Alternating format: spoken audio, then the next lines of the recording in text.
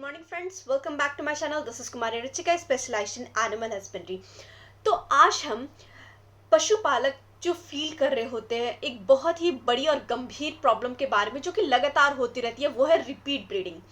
गाय भैंस बार बार हीट में आ रही है, एआई या फिर नेचुरल सर्विस करवा रहे हैं और उसके बाद भी प्रेग्नेंट नहीं हो रही है। तो बहुत सारे पशुपालक एआई करवाते हैं, कभी नेचुरल सर्विस भी करवाते हैं, फिर भी रिजल्ट जीरो देखने के लिए मिलता है। और ये सिर्फ नुकसान ही नहीं बल्कि मेंटल टेंशन भी दे देता है। इस रिपीट ब्रीडिंग के पीछे एक बहुत ही बड़ा रीजन होता है जिसको हम बोलते हैं पायोमेट्रा।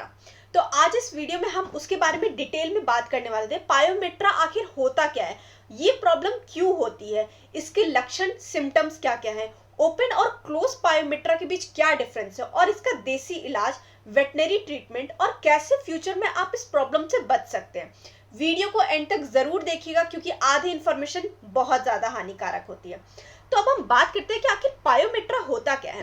बेसिकली पायोमेट्रा एक ऐसी कंडीशन होती है जिसमें जो बच्चादानी होता है ना, उसके अंदर मवाद, ठीक है, यानी पीली सफेद गंदगी जो है वो भर जाती है।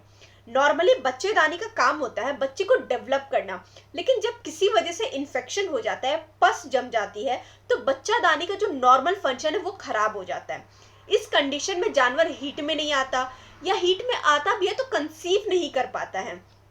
धीरे धीरे जानवर कमजोर होने लगता है, दूध का प्रोडक्शन गिरने लगता है और यही वजह है कि पायोमेट्रा को कभी भी लाइटली नहीं लेना चाहिए वरना बहुत ज्यादा नुकसान करेगा।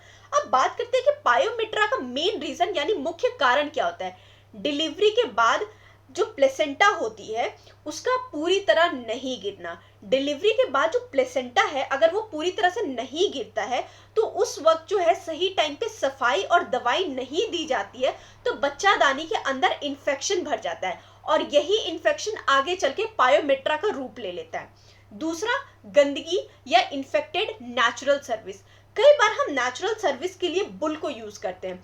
अगर बुल पहले से इन्फेक्टेड हो या उसकी जो है सफाई ठीक से नहीं हुई है तो वही इन्फेक्शन जो है वो गाय या भैंस में ट्रांसफर हो जाती है। तीसरा, डिफिकल्ट काविंग। ठीक है, डिफिकल्ट काविंग में क्या होता है, ज्यादातर लोग जो है ना हाथ डाल देते हैं डिलीवरी के टाइम पे, प्रॉपर ग्लव्स या लुब्रिकेशन यूज नहीं करते हैं और बच्चा को खींच कर निकालने की कोशिश करते हैं। इससे बच्चादानी के अंदर चोट लग जाती है और इन्फेक्शन हो जाता है।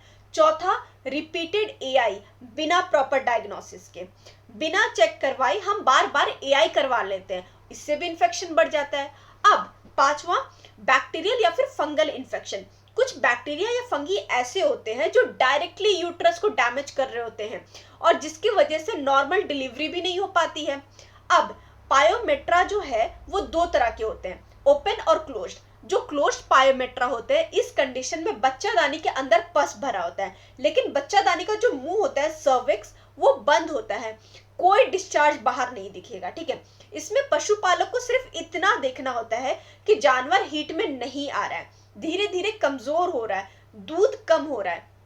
दूसरा है ओपन पायोमेट्रा। इस कंडीशन में सर्विक्स का मुंह खुल जाता है, सफेद या पीली मवाद जो है वो बार बार बाहर निकल रही होती है, गंदी जो है ना, गंदी स्मेल भी आ रही होती है और इस केस को पहचानना ज्यादा आसान होता है।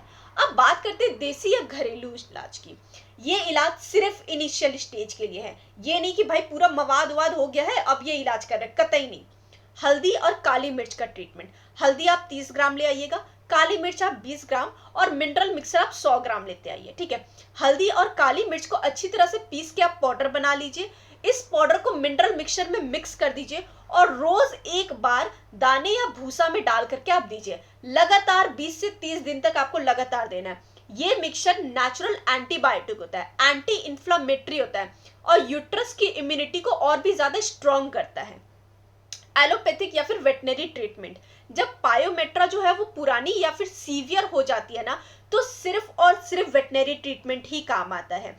जैसे बच्चादानी का मुंह खोलना, डॉक्टर जो है वो हार्मोनल इंजेक्शन लगा करके देते हैं जिससे सर्विक्स का मुंह खुलता है, यूट्रस का कॉन्ट्रैक्शन बढ़ता है और अंदर के पस को बाहर निकलने में हेल्प मिलती है।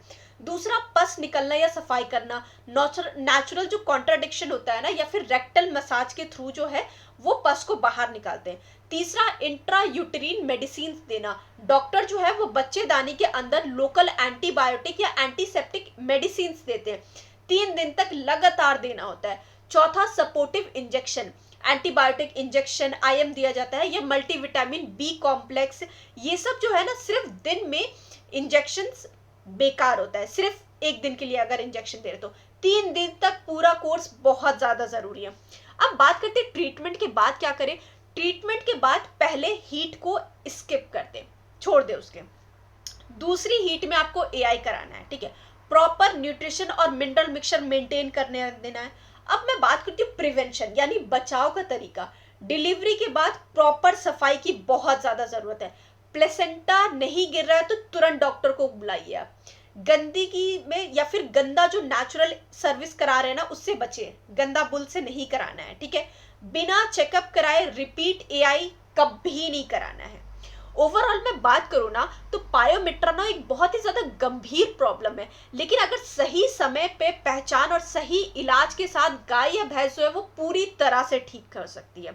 आपको ये पूरी इंफॉर्मेशन कैसी लगी हमें कमेंट सेक्शन में जरूर बताइएगा, और हमारे चैनल को लाइक, सब्सक्राइब और शेयर करने के लिए आपका बहुत बहुत शुक्रिया। Thank you so much for watching this video. Have a good day. Bye bye.